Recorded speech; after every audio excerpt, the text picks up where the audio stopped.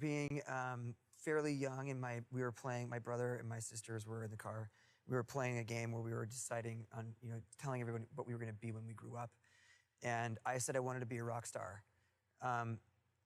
It was just really funny because everybody kind of looked at me like I was crazy, it was cute because they were all they were being serious about what they wanted to be. And I was being serious too. I mean, I always remember being drawn to music in a way that I just felt compelled to sing. I felt compelled to feel the music in a way that was important. And I remember all the way back to being a little kid and being like probably in 4th grade and hearing that Peter Cetera song from The Karate Kid. That's the moment I think I kind of remember kind of thinking I might love a girl for the first time or something, or think I did, and I just missed her a lot. And I remember always feeling that kind of connection for the song to that memory of feeling that way. It was just, and every time I hear that song, it's like, it takes me back to that place. And I think that's what music is, and for a lot of us, it's like it really is the soundtrack to our lives. It kind of describes the music that we listen to really is, kind of like it's kind of like the clothes we wear. It kind of shows people who we are and what we're about, and without having to really get to know somebody, or it's just a great way to experience life. Mike, maybe I could ask you to go back a little bit to the beginnings of the band, the genesis of the band, so to speak. Mid-90s, San Fernando Valley. What was going on? What was going on around you that made you guys get together to start this project at the beginning? Before I actually moved up there, I was down deeper into the valley. I grew up in Woodland Hills, and the difference between Agora and Woodland Hills is that Woodland Hills at the time was they had a school program where they were bringing kids up from the inner city to get them out of the hood and bring them up to an area that wasn't so dangerous, and so they could focus on their school, their work, and improving as students and so on. And so with that said, a lot of my peers, a lot of my friends were from downtown LA, West LA, and they were the ones who introduced me to rap music. And our group of friends was like, it was like Korean, Mexican, Armenian, Jewish, it was, 15 kids, all different backgrounds. A lot of different influences coming in. Yeah. And then I moved up to Agora, and it was a lot less so. They didn't have a program where, there wasn't as much diversity. It's not that far away, though, is it really? No, it's only 15 minutes away. But the kids who were getting bussed in were another 45 minutes away. So the people in Agora rarely went down an hour plus. In LA, traffic's like 2 hours. But the bottom line is that once I moved up there, my tastes had already really developed a lot with the people that I grew up with. And so I'm in high school now, and nobody's heard of Public Enemy, nobody's heard of LL Cool J, nobody's heard of 2 Live Crew, nobody's heard of Ice-T and NWA. And I'm kind of searching out people who knew the stuff I didn't know. And one of my best friends, actually, one of the things we got along so well, one of the reasons we got along so well is we both drew, we were both artists, and he had a wicked sense of humor. He was so funny, and he really loved alternative music, from like Depeche Mode and the darker new wave bands to what was going on at the time, which was the beginning of grunge. And so he was introducing me to all that stuff, which I had never heard, and I was introducing him to all the rap stuff, which was coming out at the time, and that was around the time of Cypress Hill and stuff like that. So I remember I gave him the first Cypress Hill album and introduced him to that. He introduced me to Alice in Chains and 9 Inch Nails. And we just got this crazy thing going, and so the two of us ended up, he played guitar, I played, at the time I was learning how to use a sampler and keyboards, and I had this little 4-track cassette recorder that I could make songs on. And so the two of us would get together every weekend and just throw down these weird ideas. Sometimes they'd be serious songs, sometimes they'd be jokes, sometimes we were imitating other rap groups or bands or whatever, and we were just playing, But it was just two of us learning how to kind of do everything that you would do to make a song, and that was the beginning of the thing, as time went on, it got more and more serious. We started adding the other guys in the band. You know, his next door neighbor was Brad, who was a guitar player. Brad was going to school at UCLA with a guy named Dave. I was going to school with Joe, who was DJ. And so we just picked like 1 degree of separation, like friends, brought him into the group. And then my good friend who I started the band with, at a certain point, we just hit a wall and we realized that he couldn't be the singer. It just wasn't going to work out. And that's when we started reaching out. We parted ways, and we started reaching out and looking to find that missing component, that singer. And enter Chester. What were you doing at the time, and how did you connect with these guys? It was like the most random possible situation from my perspective, because I was almost 23 at the time when I got a call from Scott Harrington, who represented the band that I had been in, pretty much the only band I had been in through my teens and early 20s. And we had hired him to kind of help, see if he could help us get a deal or kind of get our foot in the door at labels or whatever to get us seen, because nobody was coming to Arizona to see bands. And we were actually drawing quite a few people often. Sometimes thousands of people would come see us play, which is pretty cool. And at that point, when you have 2,000 or 3,000 people showing up to see you play, that's not you as a teenager calling your friends saying, hey, come see me play. That's like... Something's going on. Yeah, people like kind of, they're figuring it out. Sure. I think for us, though, we didn't really have somebody in the band that was like super gifted at communication and also kind of with a vision. But we could never find the right thing, and we just kind of ended up falling apart. So I actually quit music. I was gonna become like a desk person and sell something. I don't know. Sure, sure you were. You know what I mean? That's awesome. I was gonna hang up my skateboard. It's like a business hobby. I hung up my skateboard and cut my dreadlocks off and put my pleather suits away and showed up and scanned maps and did that kind of stuff. Clearly that wasn't going to last. So I got this phone call randomly out of nowhere from Scott after years of not really talking to him. And then he told me about these kids from California who were creating something really special that sounded different. I said yes, and so I left. I literally, within a few days, I was in California, and I pretty much think, with the exception of like a week after that first week of us getting together, I stayed out there, and I have been out there ever since. All of this experimentation, both sonically and you finding your voice, led to the appropriately titled Hybrid Theory. And you guys came out of the gate with that album. Tell us about that time, late 2000, early 2001. Well, I think for us, it was a really crazy time, which is pretty heavy. And then like the next thing you hear is like a song that would eventually sound like or become something like In the End. It's really kind of poppy and almost like not, if you heard them separately, you probably wouldn't even think they were the same band. So I think a lot of, even if they liked a piece or a thing or something, it was hard for them to put the whole thing together and really see what it was going to be and how it was going to work for them. Well, they also, at the time, they were thinking through the lens of what was already popular. And to them, they couldn't understand the difference between nu metal at the time and what we were doing. Like, we never considered ourselves a nu metal band. And that was the thing that eventually got, we got labeled as. And the main thing was just that there was rapping and there was like the certain guitar sounds and whatever, but we never wanted to carry that flag. We always thought of ourselves as doing something different. And a part of it was because the references were like, most of those bands, like I was calling them frat rock at the time. Like that was my word for it before there was a really word nu metal. Because it was very it was macho to the point of being like misogynistic.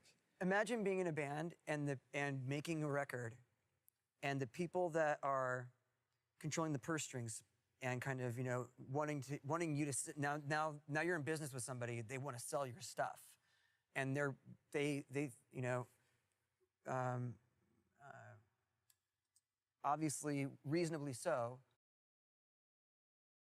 are in the business of selling music, so they have an opinion that they feel is valid, and they're telling you to be like something that you're kind of like making fun of on the side. And clearly we don't, You know, we know and the it's- difference, and and it's, they don't get the difference. It was Sure. it was a very turbulent kind of time for us because we knew what we wanted to do, but we kind of got signed, and at the time the label really didn't want us. It's just one of these things where it was like we had to really fight, and I think that kind of anger and frustration and all that stuff really fed into, I think, that was our story. You know, that's what was pissing us off, and so we had to fight for it. And then when it came out, it was like, to everyone's surprise, and continuing the to number one. continuing to surprise me. The week it came out, we were saying we had like guesses on how many albums it would sell the first week. You know, we were traveling across the U.S. in an RV together, playing shows, and the low guess was 5,000 copies the first week, and the high guess was 12, and it came out and sold almost 45. And more success, continued success. But with success often comes a time for a lot of bands, a lot of artists, where success perhaps gets scary, where success is perhaps something that people are frightened won't continue. And I know that, Chester, you hit a point where you needed to really take stock of where you were at. What was going on for you? Well, I think for me, the success of the band was never really the thing that was the problem for me. I mean, a lot of my stuff I was carrying around for a long time, and then it was also like the relationship, you know, honestly, between my ex-wife and I at the time, really played a huge role in kind of how I viewed the world and kind of how I secluded myself in a lot of ways from people, because when your home life is so weird, you kind of don't want people to see a lot of it. So you kind of, you know, you just let people see a little bit of it. But when you do that, you kind of find yourself really not knowing who you are. And I knew that it got to a point where the person that I knew who I was in my mind and in my soul, I wasn't being that person outwardly in the world. And so that kind of fucks with you a little bit. I think for me, you know, it was more of a personal, spiritual journey, as opposed to like how am I reacting to the success of what I love to do. And that's when everything else caught up at the same time. So the stuff that I was carrying from my childhood, with that, coupled with probably the fact that I was successful and I could kind of disappear for a while, you know, I think that was a perfect combination for a lot of things where I needed to, you know, reevaluate how I wanted to live my life. And so the band came and helped me out, and you know, I got rid of a lot of things and replaced a lot of things with some. I think that was a really important time. With some good people around me and good, positive.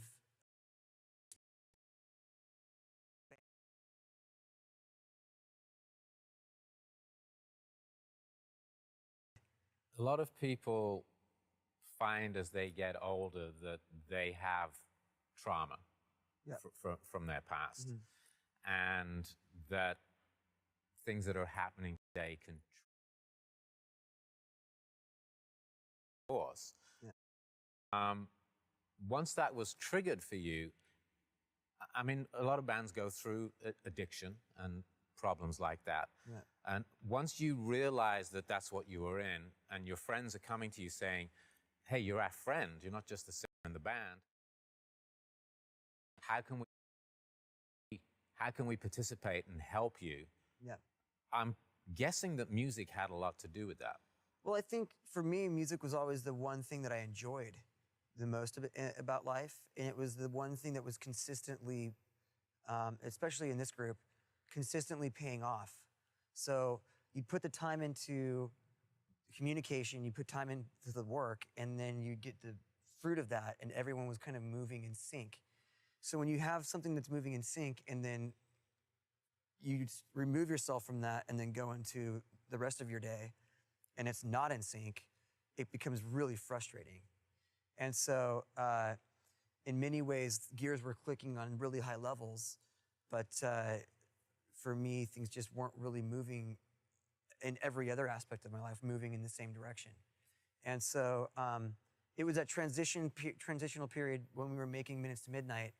Not only were we transitioning as artists and going, we're working with Rick Rubin, but we're ready to go make a record that doesn't sound anything like what people are going to expect, and it's going to be risky.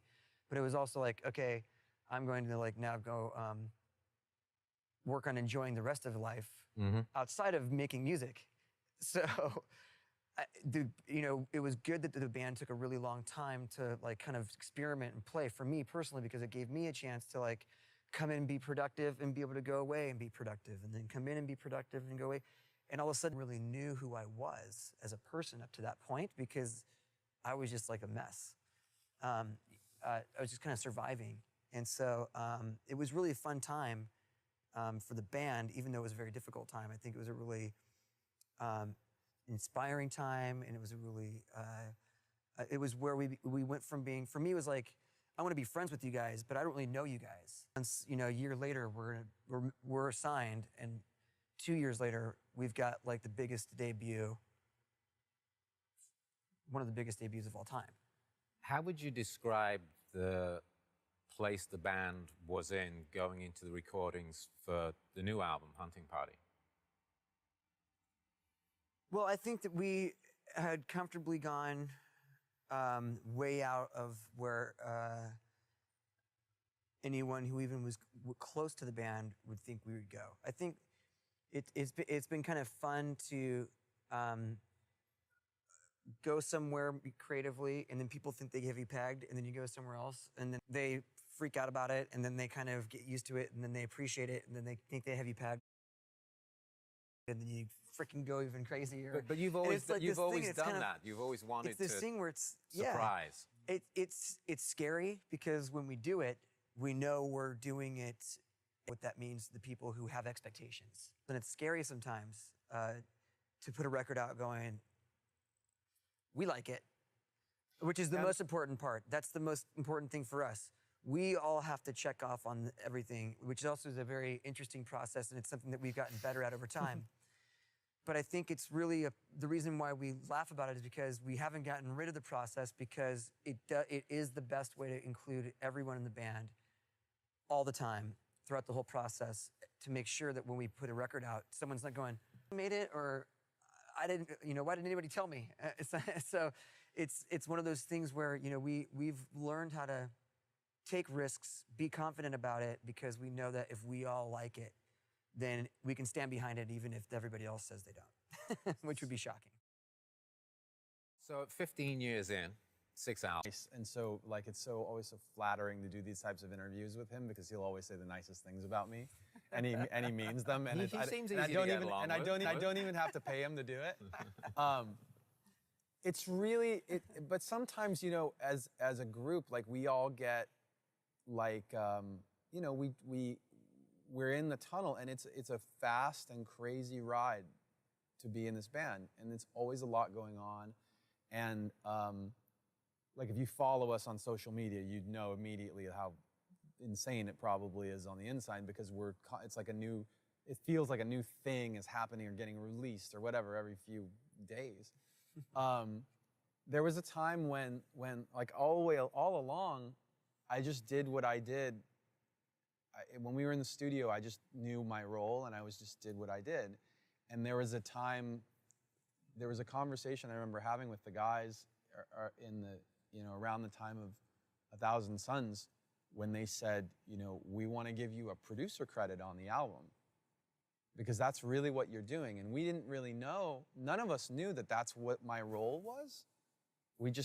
It was like this nod of like, not only like an acknowledgement of like work done, but also like a trust that they were putting in me to say, like, you're gonna help steer the ship, and we're putting it on paper so that everybody knows what you're doing.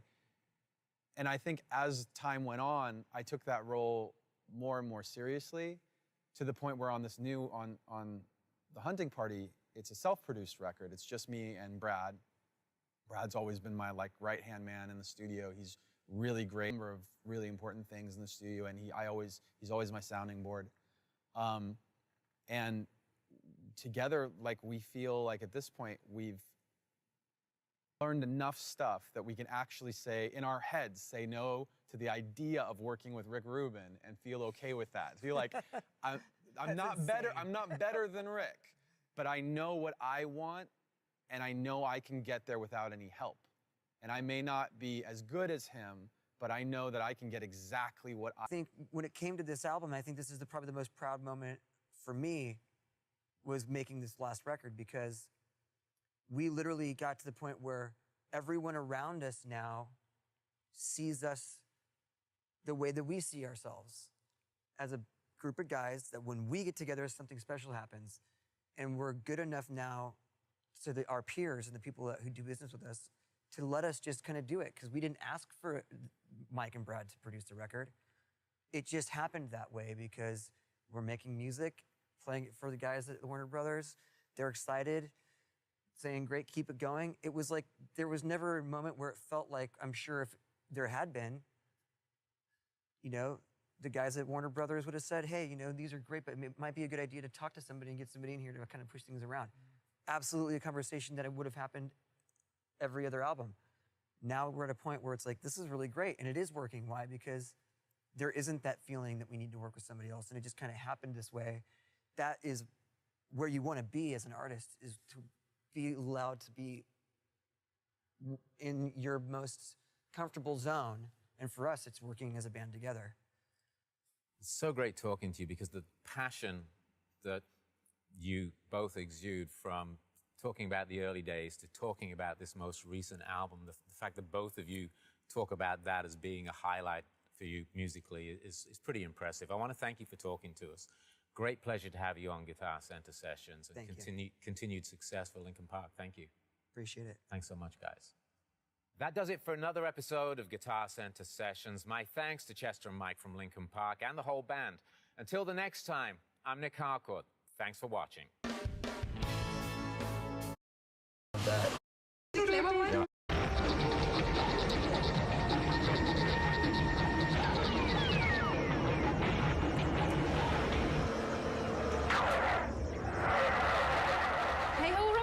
Herzlich willkommen, unser Lied zu Turok. Wie immer sind wir auf der Suche nach jungen Talenten, und ich habe jetzt gerade das Vergnügen, hier in Hamburg Linkin Park zu treffen. So, hi guys, how are you? Hi. Hello. Hi. So as the people out there might not know you at present, we've got to start with all these basic questions, like, for what's Linkin Park? Was it a place where you hung around? Yes. Yeah. Yes. Yes, Linkin Park? Don't address any questions to him. Okay. He's not really guy. Okay. Are you the clever one? He'll be the serious one for this interview. Okay. I'm the smart one. He's the smart one. He's the serious one. So, like, yeah, Linkin Park, a place where you hung around? It's a place in Santa Monica in Los Angeles. It's named after the American president, Abraham Lincoln. We spelled it differently so that we could get the web domain name for a far cheaper price. Far fewer Deutschmarks. And the thing is, it's everywhere. In every town there is this Linkin Park, so it's like being the town's band. Actually, ironically, like, the cool thing is like, when we show up, like when we toured the States, everywhere we went, we were like locals. Like, all the kids would come up and be like, hey, dude, we live in Linkin Park too, man. Which street did you grow up on? And we're just like, The joke was that we could never be like a professional band because we were always a local band. And the fact that we can't really play our instrument. yeah. Ah ja. Especially Brad. Okay. Especially me. Linkin Park, das ist ein Park in LA, wo sie mal abgehangen sind, und Linkin Park gibt es auch überall, und das ist ja auch ganz cool, weil in jeder Stadt, wo sie kommen, meinen die jungen Leute dort immer wieder, das ist eine regionale Band, aber nein, Linkin Park ist international. So, what was before Linkin Park? Yeah, that fits quite good together. It's like glamorous. Do you want to trade later, and maybe I'll use some of your nail polish? Yeah, I'll lend you. I could lend you some lipstick as well, and we could do like a makeup session. But Or before that, we could say that we did it, and then we could really have Chester put on lipstick, because I think he'd look a lot better. Brad looks really good in a dress. like a rouge. So you've got all this feminine stuff around Right, here. that's because so I'm you- very secure with my sexuality. So what was before Linkin Park? Any transvestite shows or something like that? Nothing? No. That's why we call Oh. the band Hybrid Theory, because Brad was kind of a hybrid between a man and a woman. It was originally hermaphrodite theory. Yeah. No, but Vocalists in LA did not pass the test, so they had to seek elsewhere. Vocalists in LA did not pass the test, so they had to seek elsewhere. And we had a mutual friend, Scott Harrington, who called me up and said, you know, I have a band, you should really just check it out, and I'll send you a demo. And he did, and within a matter of days, I had cut my version of the demo and sent it in, and I was in LA, and they kept me there ever since, chained in the studio. oh. So here we are. Also wie sie zusammengekommen sind, die meisten hier kennen sich ja schon aus der Schule und Chester ist dazugekommen, wie sie nach einem Sänger Ausschau gehalten haben. Die haben eben einen gemeinsamen Freund und er kommt aus Arizona, die anderen kommen alle aus LA. Und jetzt gibt es erstmal was von Linkin Park zu hören für euch. Jo. Hier geht's hier mit Linkin Park im Hintergrund, einer der lacht und der Hamburger Hafen. Und ich sitze jetzt hier mit den Herren. So, I've got two ways I can wear my hat. Site, linkinpark.com, and tell us. There's this way where you don't see my eyebrows, and then there's this way. wow, this So looks so We different. could get some kind of like response from the German public as to which is more flattering. I write you this stuff. So, also ihr habt gehört, ihr könnt ihm schreiben, wie er seinen Hut zu tragen, any Masters of Rap, or how does it work? I think we all like a lot of different things. We may have a little more practice than others, but we definitely are being distracted by our DJ. Yeah. So There are bands that like, and musical taste that we all have in common, but then each of us kind of brings to the table something different that he listened to growing up and has like shared that with the rest of the group. and it's the unique thing where you all fit together like bands you all like. What bands do we like in common? Well, I think for each of us, one of our favorite bands is the Deftones, and the fact that they asked us to tour with them in March here in Europe is like, I still don't believe it. Like, I won't believe it until we play our first show. And then other bands that we think are great are Incubus, Papa Roach, who we also toured with. And we're taking out two groups. One's called Taproot, and one is called Styles of Beyond. They're more of an underground rap group from Los Angeles. Also, sie machen ja mehr so den hybriden Rap und Rock und dann auch elektronische Elemente. Es ist so, dass sie alle irgendwie den gleichen Musikgeschmack haben. Also Bands, die sie irgendwie alle verehren, ist zum Beispiel Papa Roach und Deftones. Mit den Deftones werden sie jetzt auch im Februar auf Tour sein. So, the cover art is really, really interesting and I think it's one of the best covers I really saw. Really. Thank you. I did too, that's why I got it tagged. Familiar with a musical hybrid.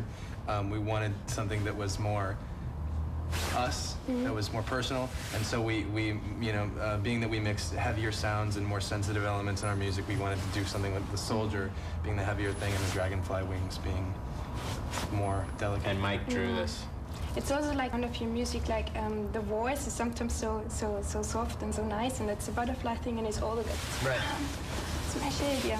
So, die Coverart. Sie haben sich ja Folgendes ausgedacht, die Musik, die ist ja zum Teil doch sehr, sehr weich und sehr fürs Herz eben die Stimme auch, die eben sehr sanft auch oft ist. Drum halt diese Flügel und der Soldat, der spiegelt halt dann mehr so die Rock-Elemente so voll auf die Fresse, weil das ist nämlich auch bei Linkin Park zu hören. Und für euch gibt es jetzt erstmal Musik. Wir sehen uns danach hier in Hamburg mit Linkin Park.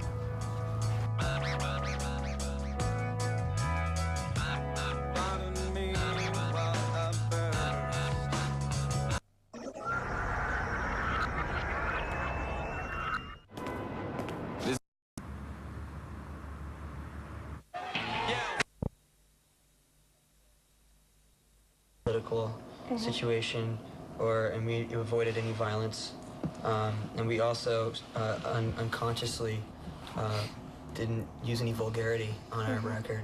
And I think that those are things that kind of really step out, especially lyrically, because kids can appreciate our honesty in our lyrics rather than just kind of coming up with something to try to sound tough or sound like you know what you're talking about. So. Ja, also wir leben ja jetzt zurzeit gerade im Nuki-Land. Das heißt, es gibt ganz viele Bands wie 28 Days, Limp Bizkit und POD, wie sie denn alle heißen. Sie sehen ihren Unterschied darin, dass sie nicht unbedingt mit politischen Meinungen um sich schleudern müssen, um irgendwelche Leute an sich zu ziehen. Nein, sie versuchen halt mehr so vom Leben selbst zu erzählen. Und Linkin Park, also Chester hat ja auch eine hervorragende Stimme, die im Vergleich zu den anderen dann doch mehr auf Melodie Wert gelegt wird. So, do you think at present it's easier to do a crossover thing? Like that the people are open-minded for it, or is it more difficult because there are so many crossover bands? I think it's difficult to find good crossover bands. I think that the companies have done a real good job at selecting them because, I mean, it's not a very simple task. It takes a lot. We've worked very, very hard and diligently at making sure that our parts flow well together, that there isn't just a hip-hop part and then the rock part and then the electronica interlude, you know? We really wanted everything to be fluent, and that's not something that's easy, and you can't just spend a couple hours a day, a couple times a week doing that. It really took a lot of our time and energy, and I think that the more music and the more bands that people are exposed to that do crossover, we're going to see a surge of that even more so in the future. So. Okay, wo Sie auch Ihren Unterschied sehen, ist das, dass Sie mit Ihrer Musik halt jetzt nicht unbedingt, dass man, wenn man jetzt ein Lied hört, aha, jetzt kommt also der Rap-Part und jetzt kommt der Rock-Part, Sie versuchen das alles irgendwie schön, dass das schön in sich reingeht und schöne Übergänge sind, und die Plattenindustrie, die bringt ja zurzeit ganz, ganz viele verschiedene solcher Bands raus, aber sie glauben eben durch das, dass sie anders sind in ihrer Musik, wird sich da auch einiges für sie tun. Es gibt erstmal Crossover für euch, Papa Roach mit Broken Home. So, meine Lieben, hier geht's noch weiter mit Linkin Park hier in Hamburg, im Hintergrund der wunderbare Hafen. So, Chester, I once heard you said in an interview that since you learned talking, you were telling the people that you want to become a singer. Yes. And that's really nice, and I think that sounds very optimistic, and that's a bit of American philosophy that they, you know, they've got this go for it thing. And do you think that sometimes people have their worst enemies in themselves, borderlines? Absolutely. I think one of the biggest being a person, just in general as a human being, is the feeling that you know, we're all a little bit insignificant in the large picture of things, and which is completely untrue. That every person can be as powerful and as they want to be, or as weak as they want to be. It's just, you know, the drive is in everybody, and I think everyone can accomplish anything they want to do in their lives. Do you think everyone's talented in their own ways? Absolutely. I think it's just a way of finding it and having the support to you know, get that talent out and you know, get that talent out and push you because sometimes, I mean, even my entire life there have been times where I needed my friends or my family and my loved ones to kind of keep pushing me on and say keep doing it, you know. So through all of those things combined, I think. So I told the girl, I said, well, do me a favor, put the money in the bag.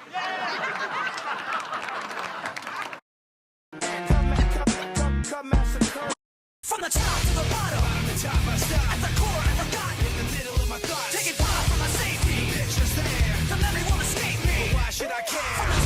Rock and roll. From the top to the bottom, the top I stop. At the core, I forgot. In the middle of my thoughts, taking part for my safety. Pictures there, the memory won't escape me. But why should I care? Are you tight on me? Are you zoomed?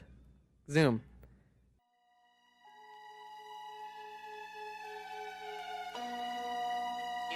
Exercise the proper technique.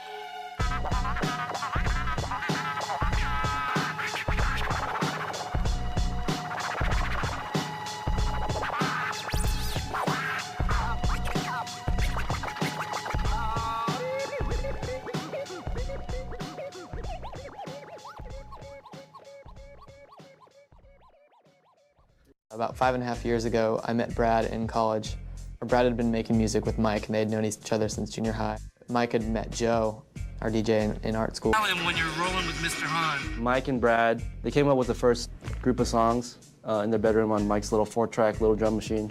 Real ghetto equipment, but it sounded really dope. Rob, our drummer, had played with some of Brad's bands back in high school and that kind of thing. So when we graduated, I had been committed to a band I'd been playing with since high school, so I started touring with them full time. I left the band for about a year and a half. When Chester came in, like, I remember playing through the songs, and there was like certain parts in like the music we were playing that were kind of hard for most of the vocalists to hit, and Chester just like nailed it. I got the demo and I was really excited about it, and I thought it was fresh, and I felt that I could really help strengthen the music. See you, Willie, Chester. There was somebody actually in the studio that was trying out also. They just heard Chester sing and they just left. This is the cover from the Hybrid Theory CD when we were called Hybrid Theory. I did this one and Joe did another one that was like basically the mirror image of this, except scary. We're very collaborative on everything we do, including our writing. Okay, boys, we ready? Chester and I usually, when we do lyrics, like, we sit down and we talk about them first. And work out a way for both of us to get out what we're thinking and what we're feeling. You love the way I look at you while taking pleasure in the awful things you put me through. What makes people relate to them is like how they come together, and the way they come together is on that plane that everyone. Before somebody else takes you out of the frame, put your name to shame, cover up your face. You can't run the race, the pace is too fast, you just won't last. Whenever I'm doing something underneath mic, either I play something and we sample it, or I'm playing a line that's repeating, and that's my cell phone. And rule number 1 in interviews is you're supposed to turn your cell phone off. Should I answer it? See who it is? You like to think you're never wrong. You live what you've learned. You understand what you've been through. You live what you've learned. You like to think you're never wrong. You live what you've learned. You have to act like you're someone. You live what you've learned. You want someone to hurt like you. You live what you've learned. You understand what you've been through.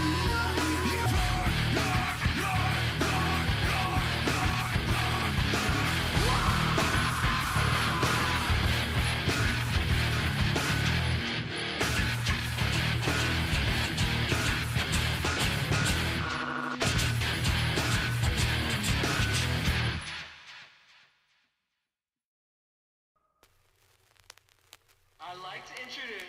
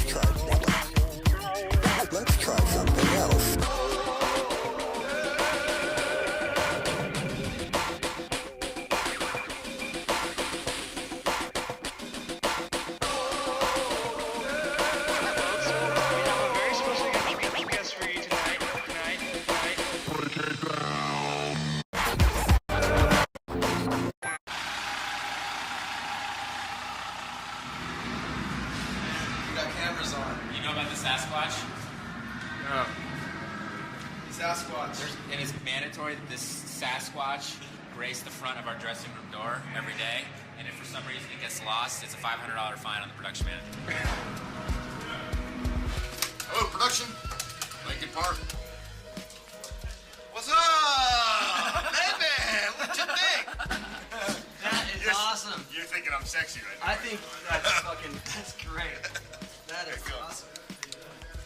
I'm feeling good, yeah. I need to brush my head. Heard that. Yeah. Got slept a little late today, huh? I just woke up. What do you think of my new shirt? Is it me? You like that? We're testing it out on Digby to make sure, it looks nice, but it's definitely working. Definitely. You get a new swag, big boy. Oh no. Oh my. Come on, man. That's the stuff. You're thinking I'm sexy. What in the world have you done to our merchandise? No, this is a new demo piece. Don't do this at home. You look great, man. Thanks, brother. I want every change. What does this band mean to you at this point? That's an interesting question. It's really complicated. I know that. Delson. What happened, Mike? Delson threw a Coke and it hit me in the head. You know, these are my 5 best friends, and we all kind of like are sharing in all these really interesting like experiences together. It's, you know, I don't know. It's awesome though. I wanted him to throw me a Coke. I said, Brad, can you get me a Coke? What am I, your bitch? And I was like, no, just give me a Coke, please. And he's like, fine. And he softball pitched a Coke in like a line drive across the room. This is the culprit right here. Dude, I don't know if you'll be able to tell that there's a cut. Chester says they're cut like, I don't know, like that. On the top of my head, right there. You can't see it because you just washed it. I know, I washed it off. I had to go wash it off. He's got a cut about that long on the top of his head from Brad Delson. Oh.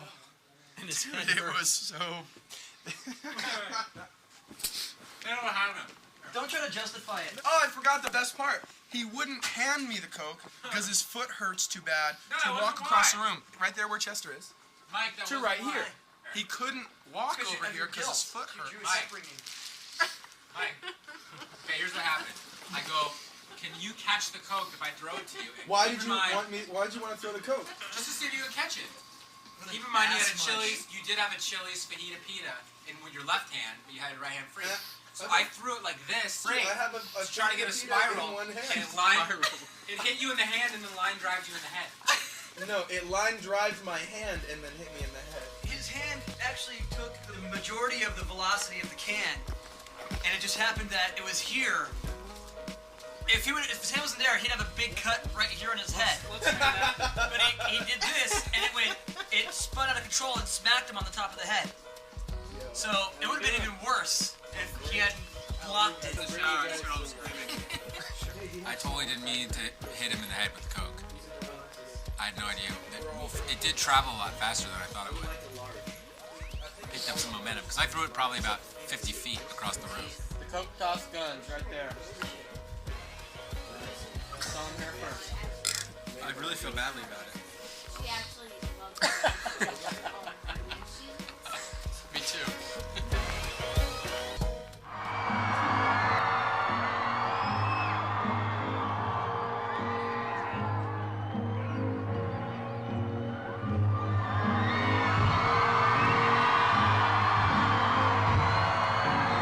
Rob keeps us really tight on our live show because that is so important to us that, you know, he makes sure that everybody's like putting in 100%.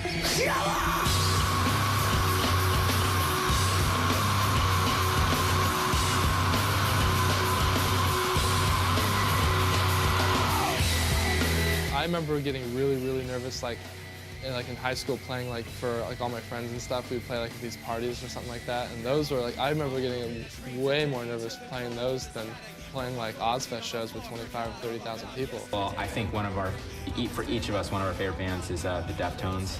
The chemist says that tonight is the last night of the European tour with Taproot and Deftones. And to tour with them in March here in Europe is like, I still don't believe it. Like, I won't believe it until we play our first show. The chemist and his associates derived a meticulous plan to destroy the Deftones.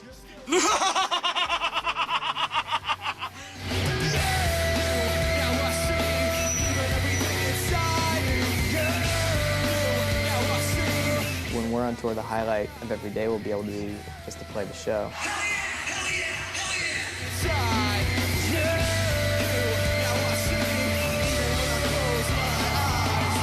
Ladies and gentlemen, Mr. Hahn. No matter how far we can. 2 years ago, we were playing clubs in front of like 50 other. That's where I freak out and I get crazy and I yell at other guys in the band and I mention to them like this part of The tight talk. It's the talk. Yeah, it's called the tight talk.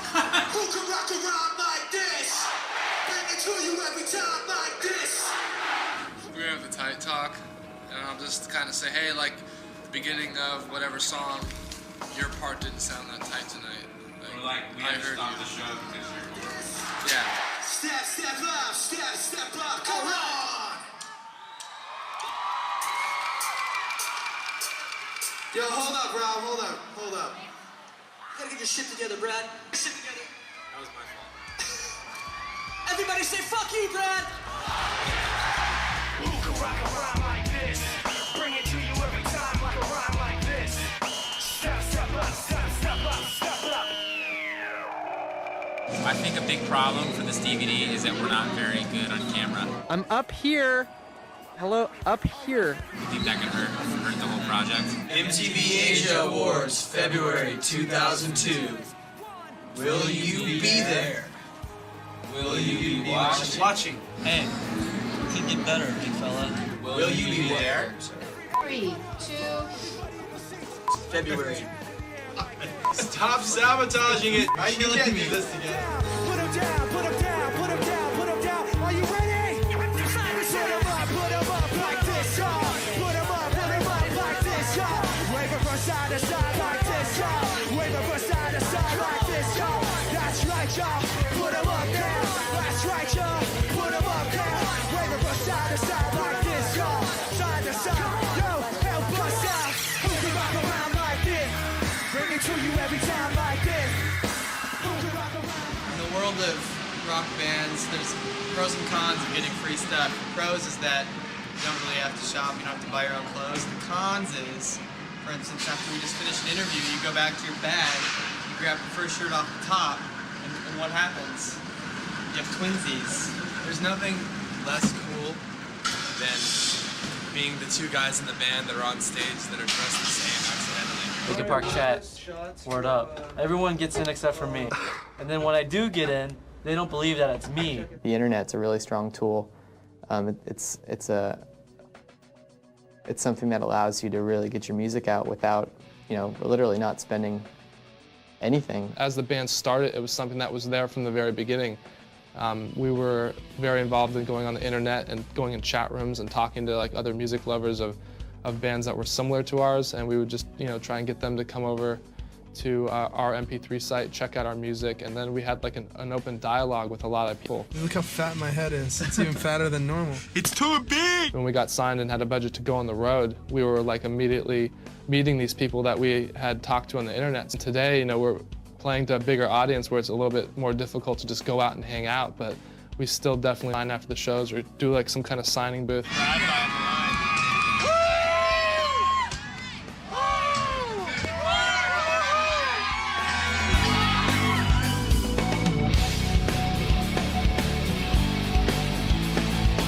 How you guys doing? We got our tip jar out today.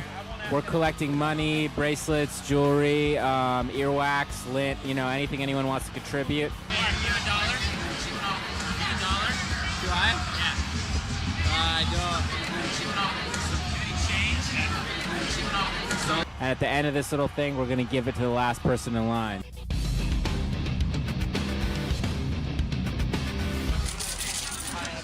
I've got about 90 cents.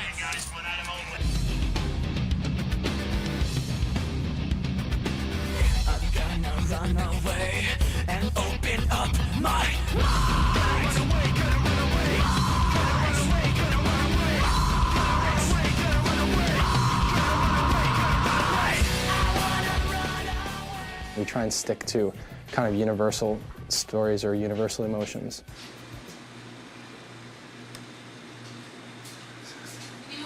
Sucks to be the guy that has to wear one of these, huh? Can you tell us where we are again? Western Chapel, Florida. Have you heard of a band called Linkin Park? Yes, I have. What'd you think of them? Yeah, I didn't go, but one of my coworkers went, and she said Linkin Park was awesome because her and her son went all the way to the front when they were on stage. Well, it's difficult for me to think that our success came overnight because personally I've been doing this for 12 years. So that's one long night.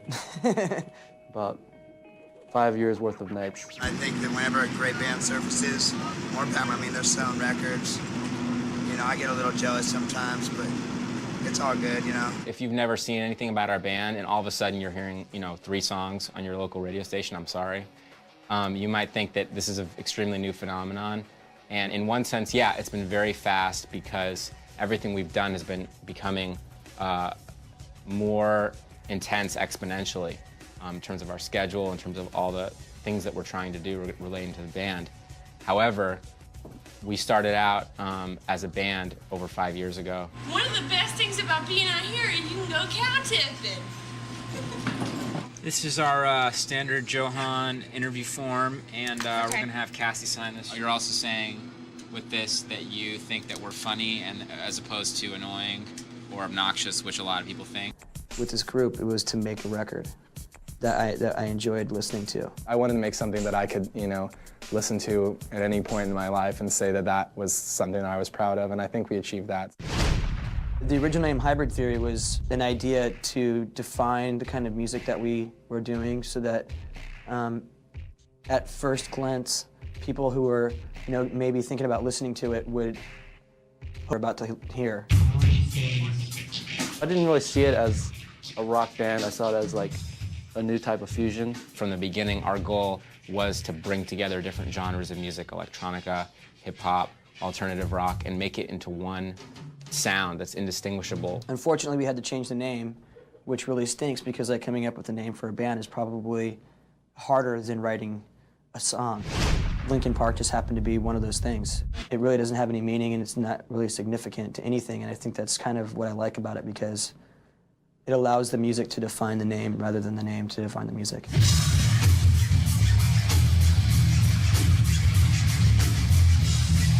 Mike always says, or we would never want to listen to a song and have it be like, okay, here's your hip-hop verse, here's your hard rock chorus, and here's like the bridge that has an electronic feel to it. But instead, have you just listen to it and say, I know that sound, that's Linkin Park.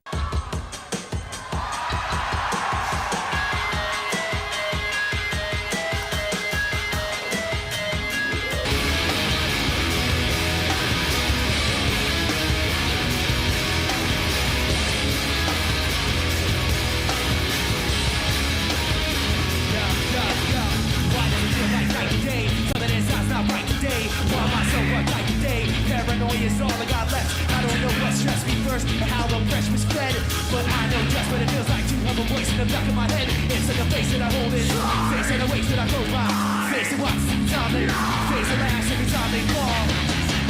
So you know that when it's time to sink or swim, that the face inside is hearing me right underneath my skin. Paranoid looking over my back, it's like a whirlwind inside of my head. It's like I can't stop what I'm hearing with it. It's like the face inside is right. I know I can face in me, point out all the mistakes in me. You got a face on the inside too, that paranoia is probably worse. I don't know what stressed me out first, but I know what I can. Everybody acts the back to the bottom as it can't add up to what you can, but everybody is a face that wakes and it goes in. Face that watches every time they, face that laughs every time they fall. You know that when it's time to sink or swim, there's a face inside of what you do too, right inside your skin. Paranoid looking over my back, it's like face inside is underneath your skin. It's right underneath your skin.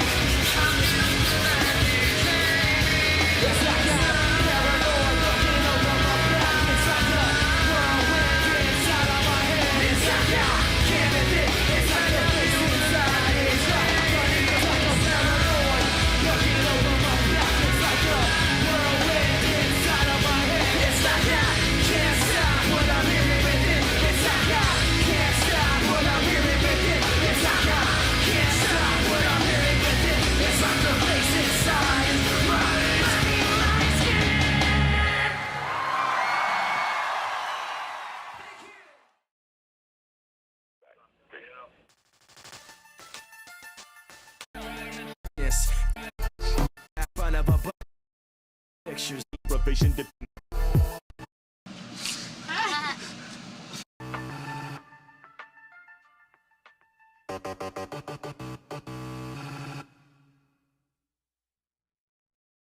Tell us what happened. Alright, I got bit in the ass by a mean spider who had poison. While I was sleeping one night in the bunk. And I wake up the next day with this big, bruising, sweltering spider bite on my ass. All right? All it looks like now is a bruise, because all the poison seeped into my system and is trying to kill me. I didn't think much of it. I let it go. The poison soaked into my body and infected all of my lymph nodes. Next thing you know, there's more little sweltering ass, right? Don't you get sick a lot, Chester? I get sick a lot, but this time I really didn't get sick. I was poisoned.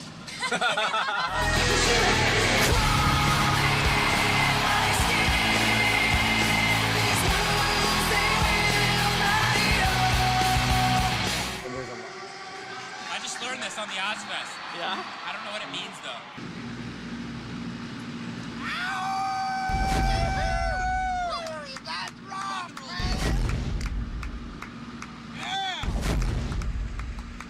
Damn, man, what's up? Okay, good. Rolling Stone, here we come, baby. That's right. What's up, all you rock and roll fans out there, man? We're just kicking it here at the Ozfest, you know, hanging out with godfathers of heavy metal rock and roll, man. Keeping it real. I'd like to take the time to say what's up to all my precious scales out there. And if you wouldn't be so kind, social, if you got me, you know what I'm saying? Hell yeah! Rock on, baby. Yeah, man, there's a fan right there, man. Just chilling, you know what I mean? People always ask us of, you know, getting it up to play the show. That's not supposed to be a sexual double meaning kind of thing. This is Linkin Park's warm-up before every show. Even though that's when you're exerting all your energy, I don't know, there's just something that happens, at least for me, naturally, that even if I'm like dead tired, where I can't even talk to you, I still have as much energy as I need to put on an energetic show.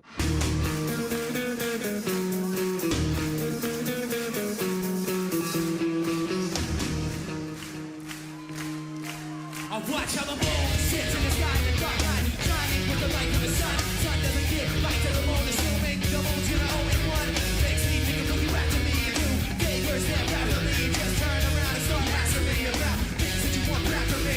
Sick of the tension, sick of the hunger, sick of you and the road to this. Find a place to be to breathe, we'll find a place to rest.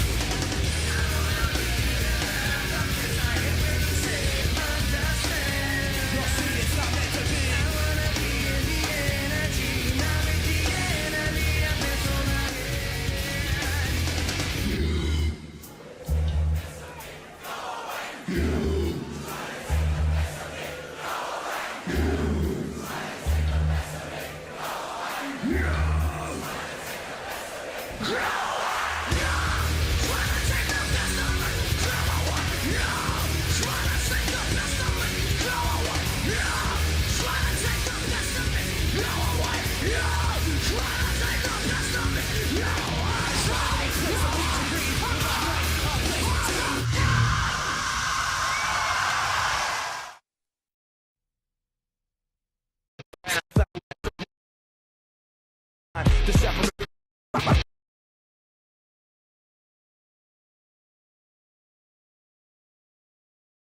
Down the wax and you wreck your creed. Going down, put it out for the world to sound.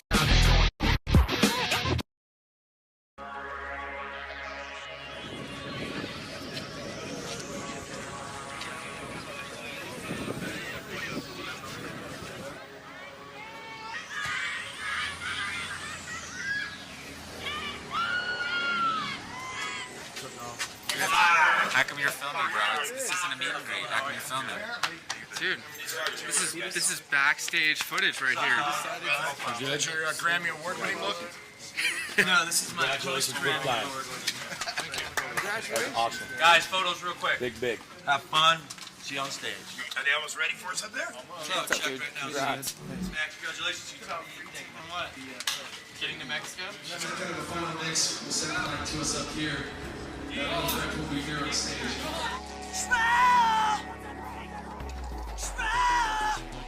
Okay. 1, 2, check. 1, 2. 2, 1, 2. Check. 1, 2. What do you hope for the future of your band, Lincoln? Well, The only thing that I really hope for and the only thing that I really want out of life is to make music, and that's what we're doing. So in the future, all I can say is I just want to, continue to work and write music with these guys. And as long as the people want the music, we're going to make it, and that's all I hope for the future.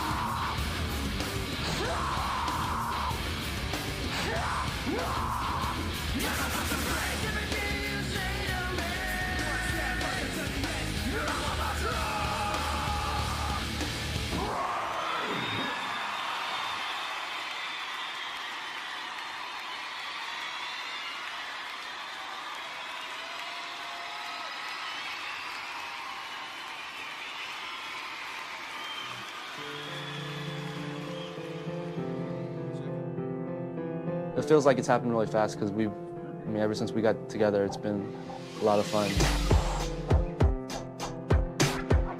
The only expectations we have on each other is being good to each other and performing every day to 100%.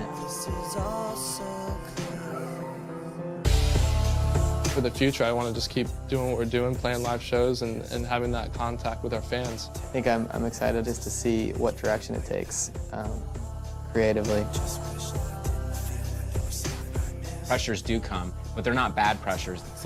It's a good incentive, at least for us, to make sure that we stay on the ball and meet all of our goals.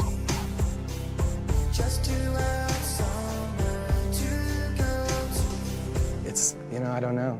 It's awesome though. Turn off the camera, Joe!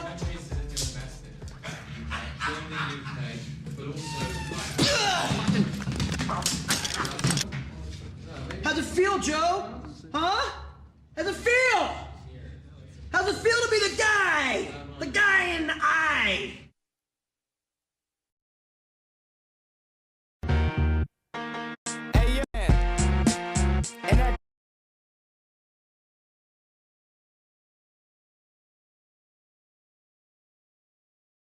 And at the end of it all, it was some Master Kurt with a remix. One thing, I don't know why. It doesn't even matter how hard you try. When you save with Teachers, you make smart financial decisions. And when you make smart financial... Forty, our drummer, he's a great guy. He's always got positive things to say. My drumming, of course, is perfect. 95% of the time. He brings a lot of power to the music and a very strong backbone to what we do. So everybody has their own little piece of the puzzle that they bring. And it's really fun to be around these guys too.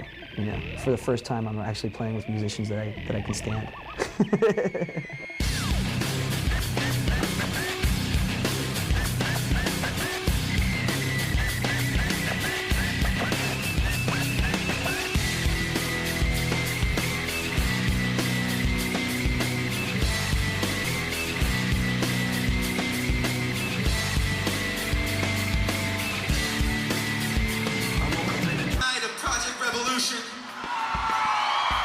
Revolutionary groups doing shit differently, you know what I mean? Project Revolution's about bringing together all sorts of different kinds of music and all sorts of different kind of people. Ladies and gentlemen, Mr. Hahn.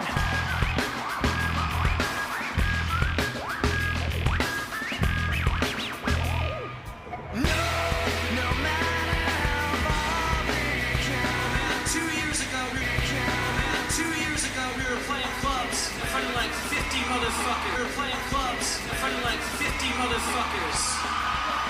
Night number 4, sold out Project Revolution.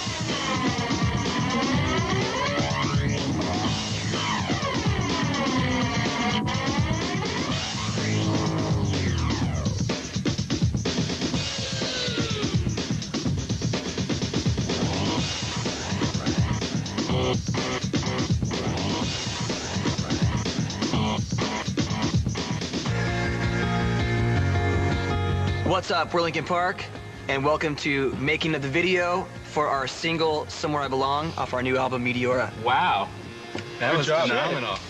The song is basically about like finding a place where you can fit in. You know, the verses are kind of like a frustrated kind of feeling. I think that a lot of people who know our music pretty well see that in the chorus it's, you know, it's pretty optimistic for us. Part of that optimism is in the last half of the chorus, which is I want to find something I've wanted all along.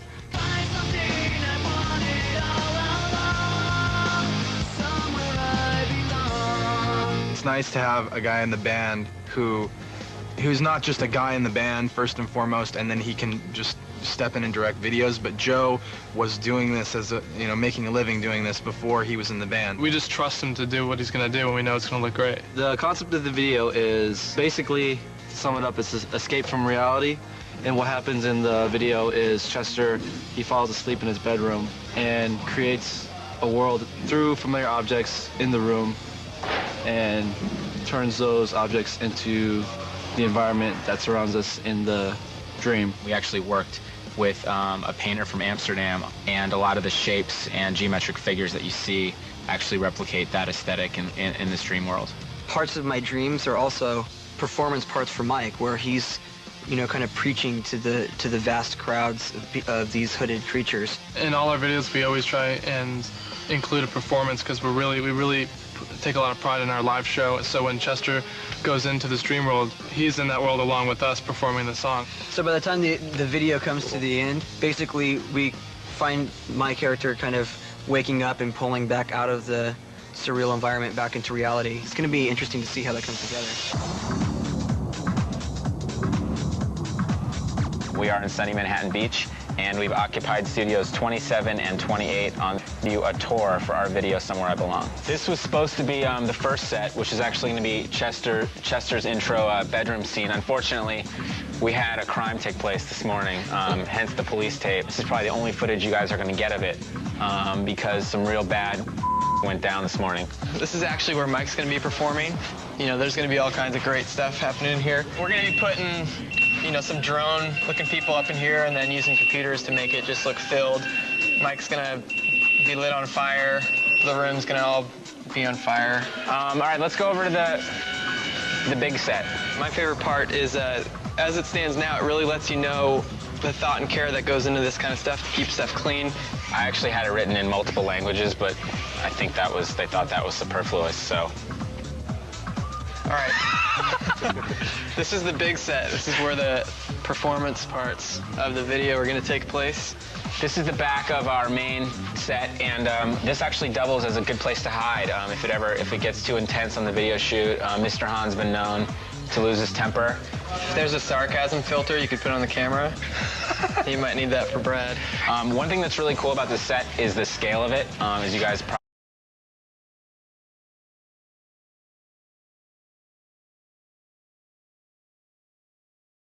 probably noticed, these studios are actually quite large, so I think it's going to play really well when all the live band elements are integrated into this surreal world that Mr. Han has created.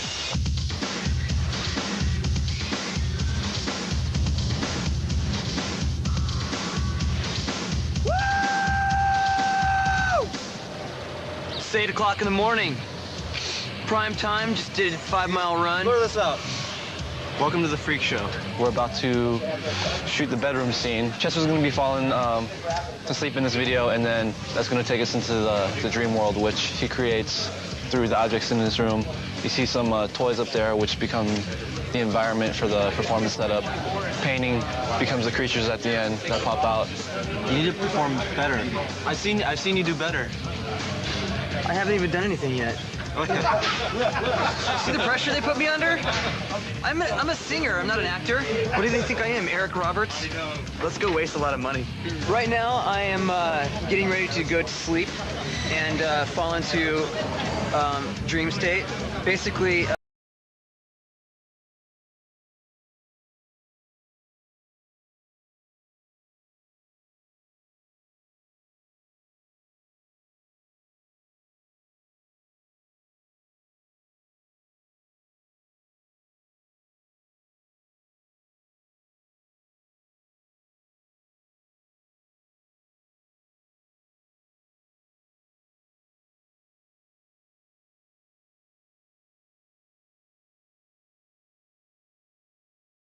all these great, wonderful, weird things happen there. I don't know if they're great and wonderful, but they're weird. They're weird and perverted and sick.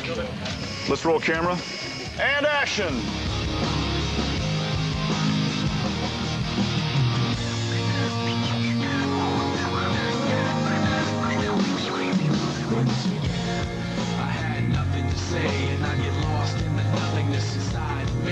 Actually, this is pretty nice. This has actually been very relaxing so far.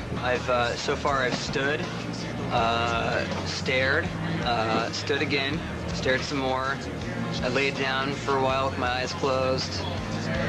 Then I laid down some more. Then I stood back up again, and I stared. So it's been pretty grueling.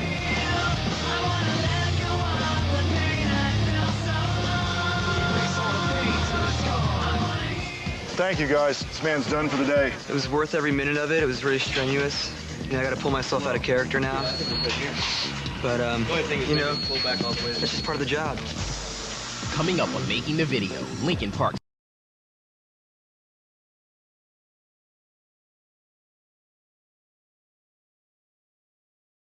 In the line of fire. So what we're gonna do right now is burn me alive, stop, drop, and roll. And find safety in numbers. What am I dreaming about? The big epic performance of Linkin Park. Plus the world premiere of Somewhere I Belong.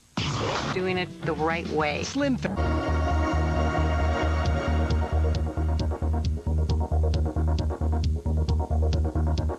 What we just filmed was Chester falling to the bed, and we're gonna light the bed on fire. So at the end of the video, he's falling to the bed, and the flames are descending to the middle of the bed. Word up. Okay, quiet, please. Hold the work. Okay, Dave. Okay, we will be lighting the bed on fire here with some pyro fluid and propane. If you do not need to be here, please stand back. Okay, here we go. Roll camera, please. 2, 3, 4. Light it up, please.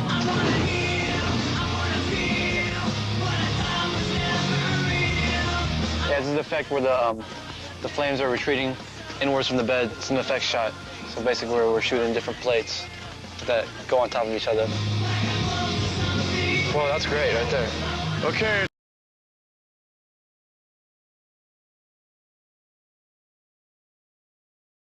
That's the camera. You got embers coming up. Cut. Cut. Put it out. I'd say that was it. I think so. Thank you, guys. Nice job.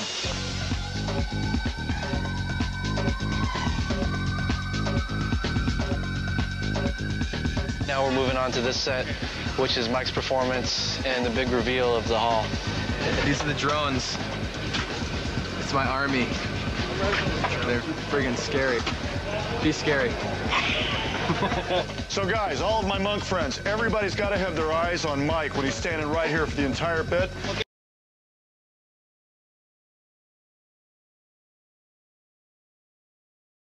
I got to ask another favor. Nobody moves. I need everybody to be motionless, okay? As still as you can be. Slate in, chins down, playback.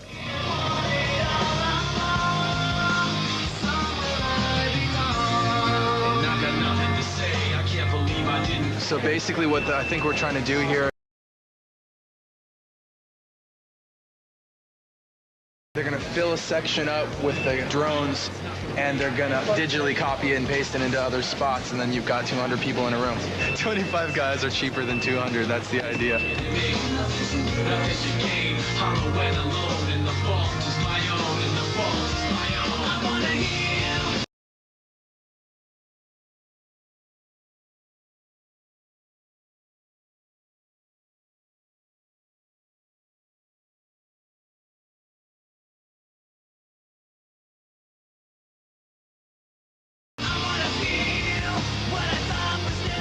Moving on, check the gate, out of this.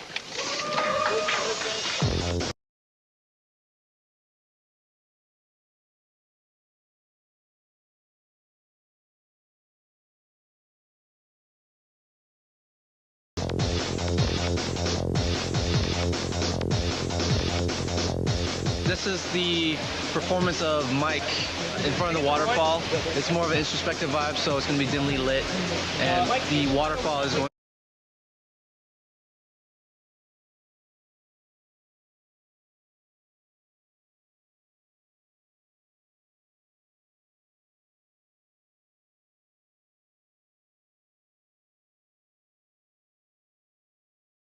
To turn into a pillar of flames as the song intensifies. We're gonna burn me alive, and it's an important part of the video where I get lit on fire. It gets warm fast, but they're watching you, and they'll make sure the distance is right. There's only one key to this next shot, and that is stop, drop, and roll.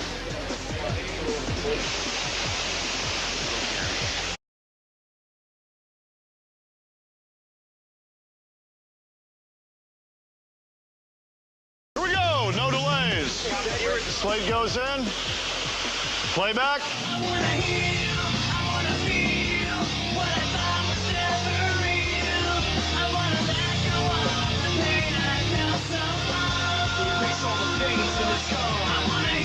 One great thing that we've been able to realize and achieve with the group, just amongst ourselves, is that you know, we've become a really self-contained unit. And the fact that we can kind of just take creative control of all the things that we do is really important.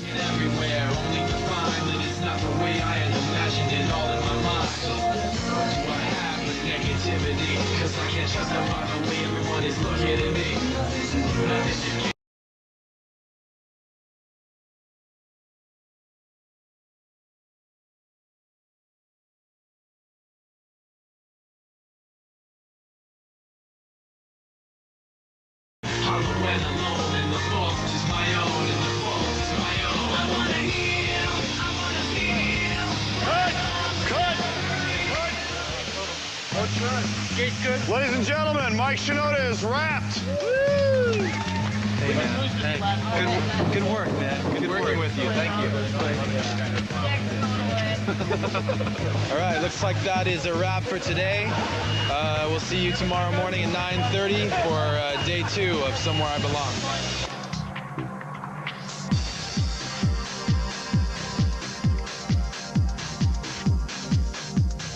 I need the members of Lincoln Park out on set, please. Welcome to day 2 of the shoot for Somewhere I Belong. Today we're gonna do some live playing with the whole band, so we're picking out our instruments and getting things ready for that. I just painted this week, and Brad's all jealous because he got his done like pro style, and it's kind of clean and kind of wuss. So what's that silly little thing you're playing? That's funny for a lot of reasons. You know what, man? Some of us just have less spare time on their hands. Right. Hello, love. This is right after I fall to the bed, which we filmed yesterday. This is where I land. The big epic performance of Lincoln Park. That's what I'm dreaming about. I got a little trick. With all this high-tech gear back here, I can perform and be in the video by looking at these monitors.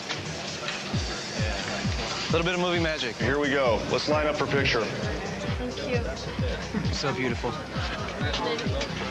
Kinetic Experience Zoo was founded over 100 years ago right here in Bridgeport. The zoo has to move forward into the future, and with M&T Bank, we can look to the next 100 years. Without that kind of support and playback.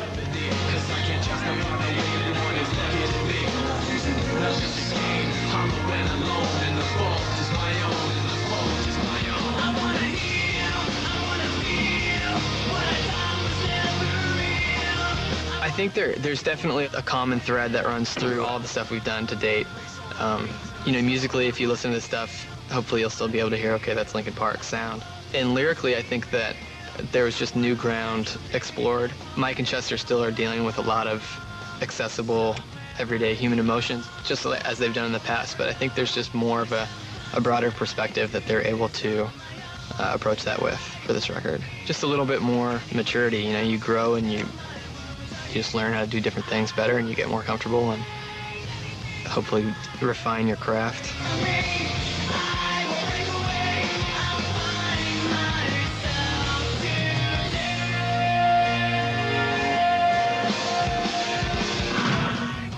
Ladies and gentlemen, thank you for a good start to the day. That's lunch, 1/2 hour. Thank you. Let's go eat. Up next on Making the Video, things are getting complicated. Now we're doing a little trick photography. I don't ask questions, just play the bass. As it all winds down. Round of applause, please, for Lincoln Park. To invested a lot of time and a lot of spirit and their energy into what we do. And so we take a lot of pride in that, and it's important for us to make sure that we maintain that throughout our career.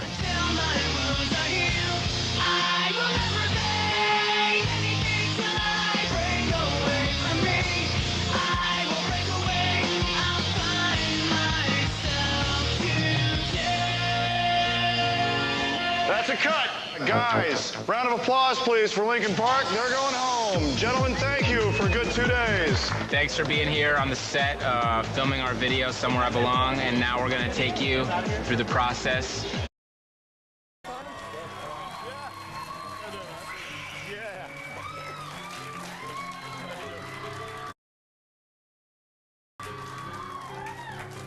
Wow, this is cool.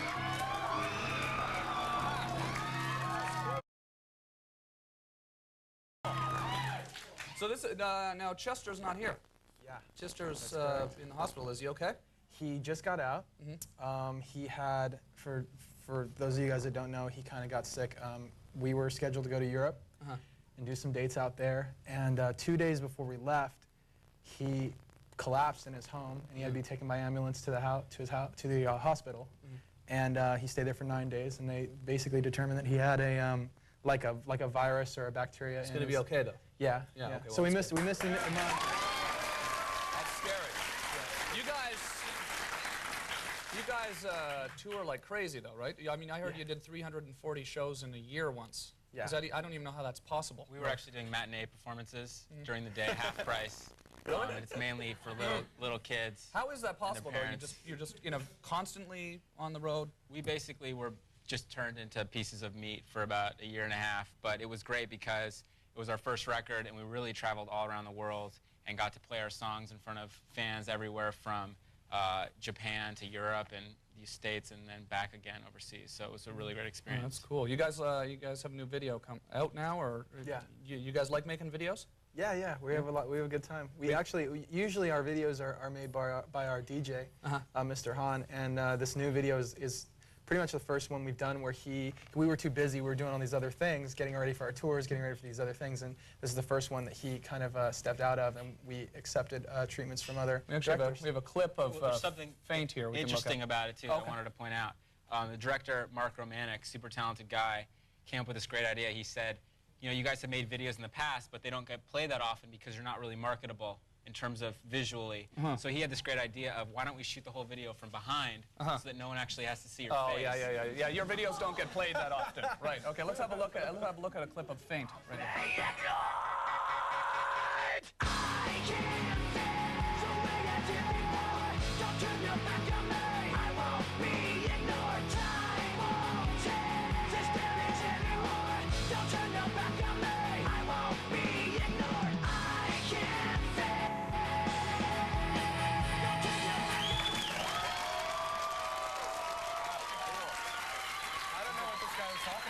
What's that? I don't know what he was talking about with all the, it seemed like it was from the front. Yeah, it seemed like they were shooting you from the front. You know what? I forgot to take my medication this morning. If you watch the rest of the video, it's actually pretty cool. He decided to shoot it all from behind its silhouette, and it creates a really cool kind of mysterious vibe throughout the song. Cool. Now that you have something you've done to the van, you've painted the van or something like that. Is that correct? You're into tagging. You want to walk over there? Tagging, spray painting. Well, I went to. I actually do a lot of art. Oh, cool. And I just, we had limited time here, and we did what we could. I did what I could in the amount of time. So you did this just before the show or something like that? Yeah, we just had a couple months, but I'm kind of thinking that it's not quite done, I think. It looks pretty good. I mean, you can paint some more if you want. Well, I mean, if you see, I don't know. You want to show people how you do it? I think we should put a little more on it. Let's do a little something right here. Do you do this out in the street too, graffiti? Do you wrecked up your neighborhood or anything like that yet? Not really yet. What's this you're painting here? This is something, well, I used to paint these all the time. These are called bullseyes. Whoa, okay. Keep it going, man. Cool. Oh, yeah. What do you think? Oh, yeah.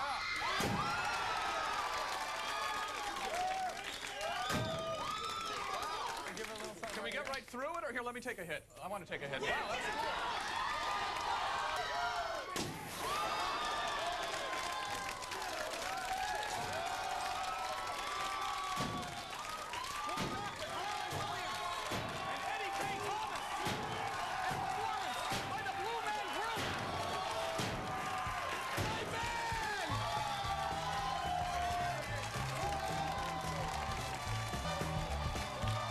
Our next guest, he starred in Dumb and Dumber, The Whole 9 Yards, and Freddie Got Fingered. Please welcome Harland Williams.